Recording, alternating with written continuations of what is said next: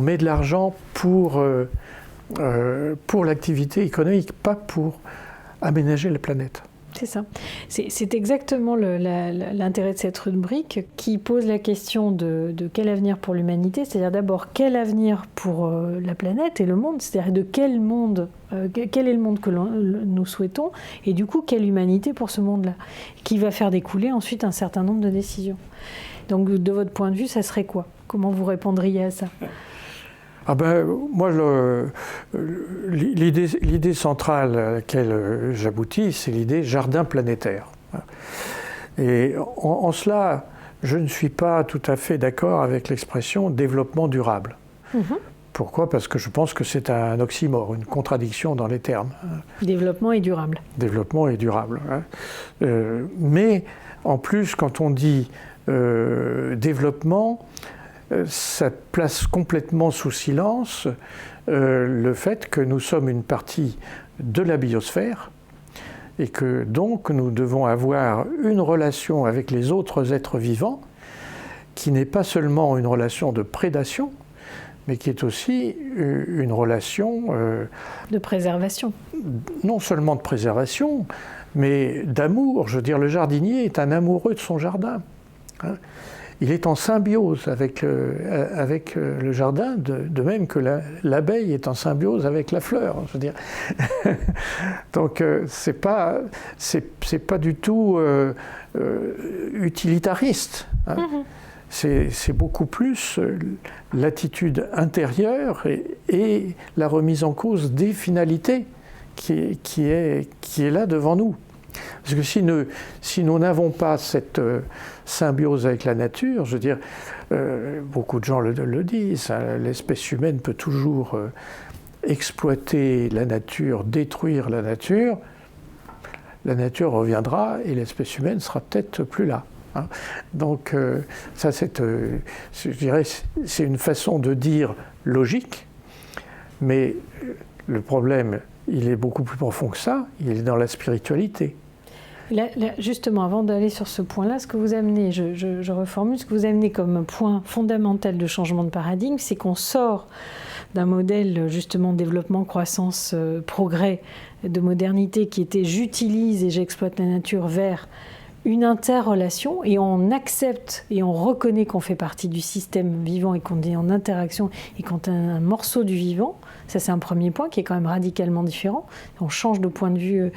Et puis, vous amenez autre chose, c'est qu'on était dans une segmentation où tout ce qui est public est quelque part relativement sérieux et rationnel et n'est pas émotionnel, et en apportant cette notion de symbiose, donc interaction et d'amour, donc on rentre dans un champ beaucoup plus holistique, c'est-à-dire où l'être humain retrouve sa connexion et retrouve ce qui le fait vibrer, et donc cette qualité d'amour qui était jusqu'ici exclue depuis quelques siècles. Enfin, on le gardait dans la sphère privée, ce genre de propos. Donc ça aussi, c'est quand même quelque chose de radicalement différent. Oui.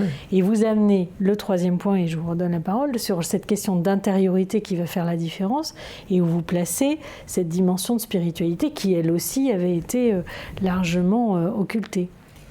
Oui, enfin dans les pays occidentaux, c'est-à-dire les pays qui ont pratiqué le fétichisme de la monnaie. Et qui ont envahi dans l'imaginaire, voilà, c'est ça, hein, tout le reste du monde. Qui ont plus ou moins contaminé le reste du monde. Je me souviens d'avoir pris connaissance de la philosophie indienne, selon Gandhi, et selon Vinoba, qui était un peu l'intellectuel de l'équipe de Gandhi. Moi, je suis allé trouver Vinoba, tu sais que tout le monde pouvait lui poser une question, et donc il avait lancé le mouvement de la persuasion. Alors j'ai posé une question, j'ai dit, est-ce que la persuasion pourra être suffisante pour transformer la technologie lourde en technologie villageoise, puisque c'était tout le mouvement du village technology à l'époque. Ils avaient fait des instruments pour l'autonomie des villages, hein, pour avoir leurs sources d'énergie, même continuer à filer, etc. Alors il a lu la question, et puis il s'est redressé. Il y avait plein de monde dans la salle. Hein. Il a dit « Persuasion plus teaching, c'est persuasion plus l'enseignement. Alors à ce moment, je me suis dit, mais enfin, comment est-ce qu'on persuade les enseignants?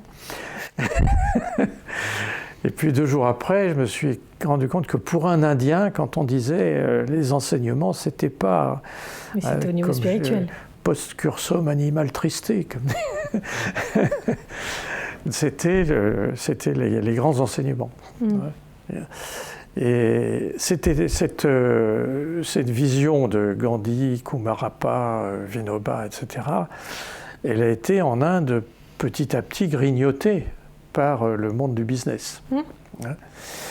Encore qu'elle subsiste à certains endroits.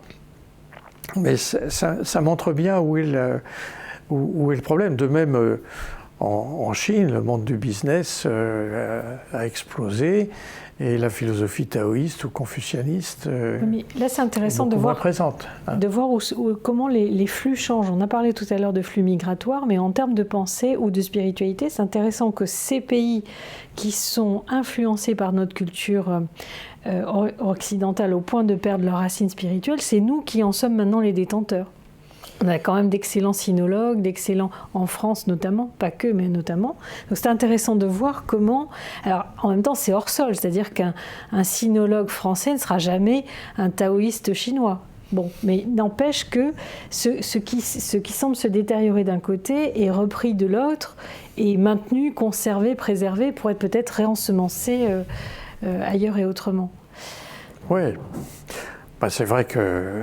En tout cas, dans nos rapports avec la Chine, on a quand même un membre de l'Académie française, François Cheng, qui est chinois, et qui est un grand chinois très, très talentueux, et sa fille, Anne Cheng, qui est la prof au Collège de France, de la civilisation chinoise, qui a d'ailleurs écrit un bouquin sur la philosophie chinoise, 2 livres. La pensée chinoise et la pensée chinoise contemporaine, qui montre en effet la diversité des courants qu'il y a dans ce pays.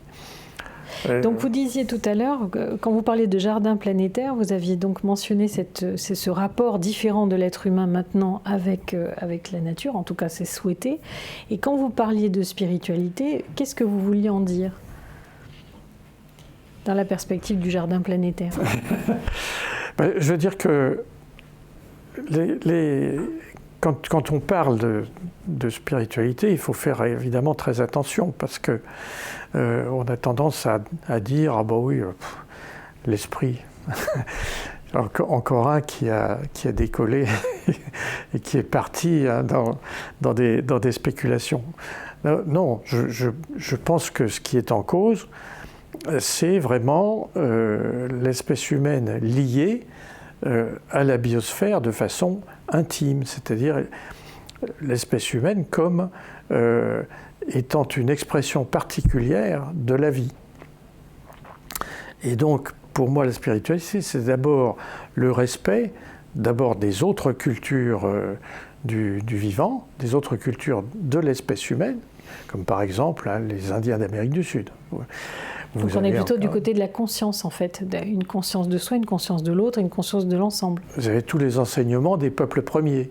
Pourquoi les peuples premiers? Parce que ce sont des peuples qui savent vivre en équilibre avec la nature, ce que nous ne savons plus.